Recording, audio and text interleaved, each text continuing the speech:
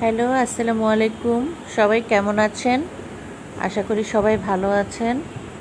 আজকে আমি একদম তাজা তাজা রিশা মাছ রান্না করব।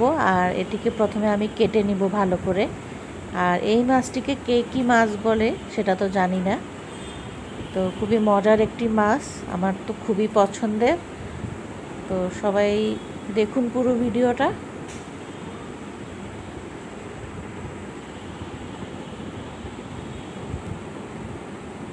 প্রথমে আমি মাছটাকে এভাবে করে সাইডের অংশগুলো আমি কেটে নিব, এরপরে আঁশগুলো ছাড়িয়ে নিব। আর এই মাছটাতে ডিম হয়েছে, ডিমটাকে আমি আলাদা করে নিয়ে নেব। মাছটা কাটার পরে ভালো করে ধুয়ে তারপরে আমি আবার লবণ দিয়ে ধুয়ে নেব।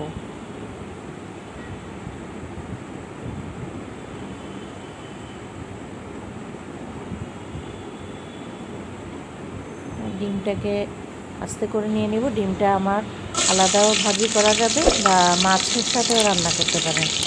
রান্নাটা এখন আমি তেলটাকে হালকা একটু গরম করে পেঁয়াজ কুচি, একটু রসুন বাটা, কাঁচামরিচ দিব ফালি করে, আর দিব আমি এখানে হলুদের গুঁড়া, মরিচ গুঁড়া, জিরা ধনে গুঁড়া, আর সামান্য একটু পানি দিয়ে কষিয়ে নেব।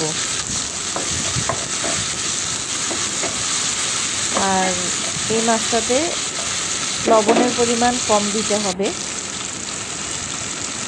আর যখন আমি এটাকে রান্না করব হালকা মাখা মাখা পানি দিব, বেশি পানি দিব না। বেশি পানি দিলে মাছটা ভেঙে যাবে।